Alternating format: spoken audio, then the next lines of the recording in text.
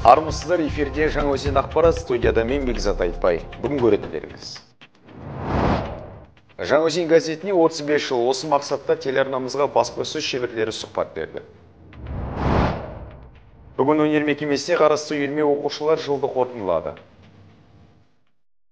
Президентіміз келесі жылды еңбек адамы жылы деп белгілеуді тапсырды. Мұнда қарапайым қызметкерлердің атқарып жатқан жұмысын, еселі еңбегін ескеру басты назарға алынған. Жаңаөзен қаласындағы Өзен жылу мемлекеттік коммуналдық кәсіпорында көп жылдан бері жұмыс жасап келе жатқан мамандар баршылық. Солардың арқасында қала тұрғындары сапалы жылумен қамтамасыз етіліп, алаңсыз өмір сүріп жатыр. Аталған кәсіпорынның Шұғыла шағын ауданына қарасты жылу үйлестіру орталығында жұмыс жасайтын Берікбай Арысов көп жылдан бері еңбек ететін қызметкерлердің бірі. Ол соңғы жылдарда қолданысқа енгізілген пластик құбырларды жүргізуші шебер. Осы бағытта арнайы курстан өтіп, құжатты маман атанған. Мен осы салада 2011-ден бері жұмыс жасап келатырмын қазір. Содан бері осыны ол кездерде темір болды бәрі. Темір оны шірейді ғой. Қазір енді бұл 70% пластик көптесін. Пластик енді жақсы мынау деген шірмейді. Баяғыда 2 жылдан құбырына темірлерді ауыстырып тұратын едік тұрғаларын. Биыл енді мына Құдайға шүкір 5-6 жыл болды тұрғандарына. Көп жалы жоқ. Анда-санда браконьерлер болады енді, оны ауыстырып тұрамыз уақытында.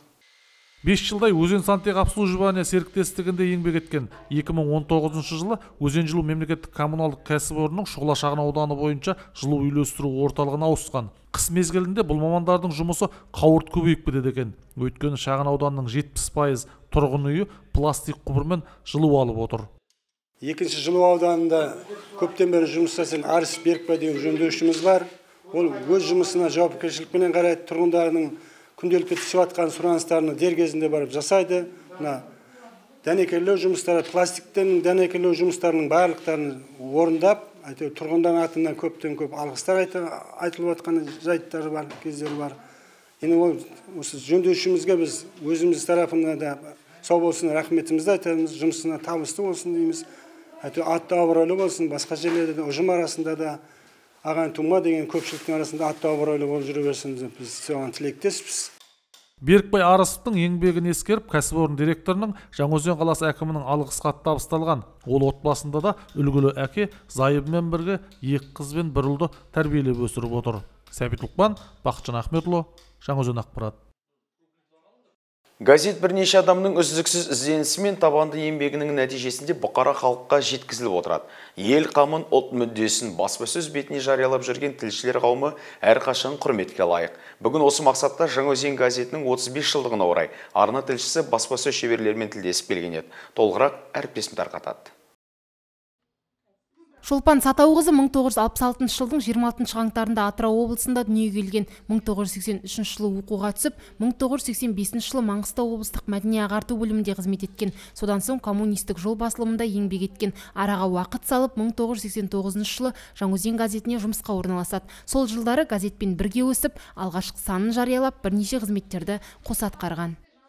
Басында машинисткі болып жасадым. Соңынан жаңа о кезде өзгерді, баспахана оператор болдым, одан баспахана меңгерушісі болдым. Енді қазір дизайнер болып жұмыс жасаймын. Жұмысқа келсек, есіктің кілті жоқ, кілтеніп қалған, кілті бар, кілтеніп ашылмайды. Сосын енді не істейміз, бұлай істедік, бұлай шұқыладық, ешкім аша алмады, жан-жақтан адам шақырып ешкім аша алмады. Сосын өзіміз келдік те жұмыстан іштен терезеден кіріп, сосын іштен келіп ашып, сосын сөйтіп жұмыс жасаған кезіміз болған.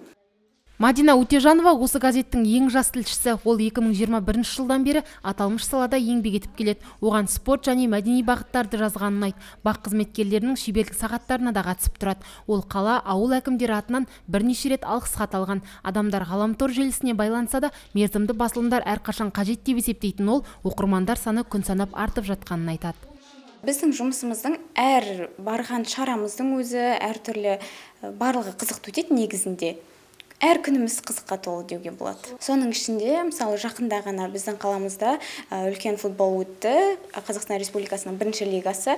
Сол сәуір айынан бастап өткен футболда әр ойынына қатысып, өзіміздің жергілікті Каспий құрамасына жаңағы жанкүйер болып, солардың әрбір жеңілісі мен жеңісіне бірге куә болдық. Жалпы біз мамандығымызға сәйкес өзіміз ешқандай пікір білдіре алмаймыз, бірақ біз осы ойындарды қарап жүргенімізде шын жанкүйер ретінде осы ойыншылармен бірге қобалжып, барлық эмоцияларды бірге өткеріп, шынымен де жанкүйер болдық дей аламыз.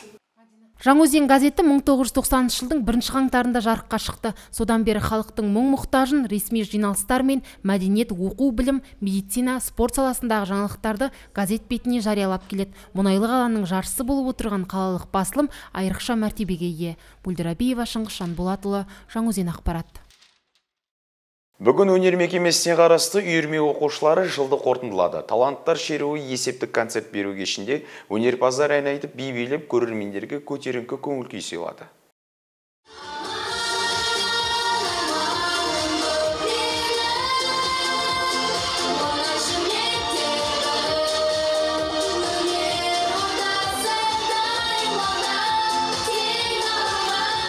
Тақырыпқа сай безендірілген сахна, жалт-жұлт жарқырап киінген жарық жұлдыздар, залды әдемі әндермен тербеп, күймен күмбірлете отырып, жиылғандарға тамаша көңіл-күй сыйлады.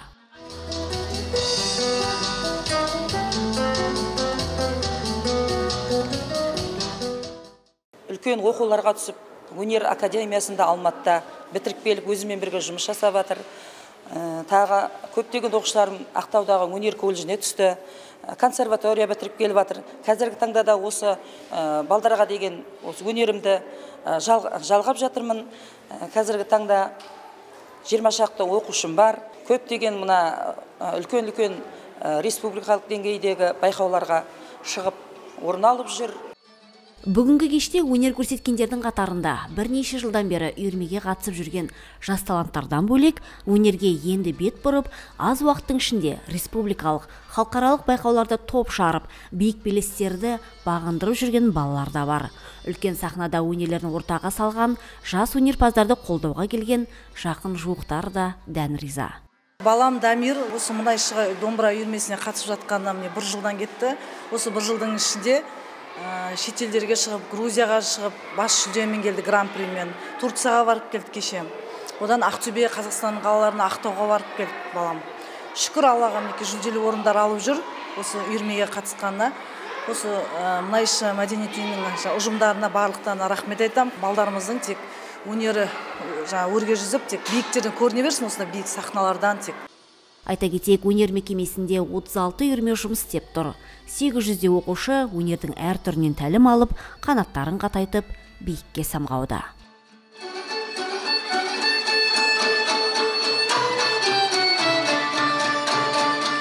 Сәуле Жолманбет, Баққали Зиядинов, Жаңаөзен ақпарат. Назарларыңызға рахмет, аман, сау болыңыздар.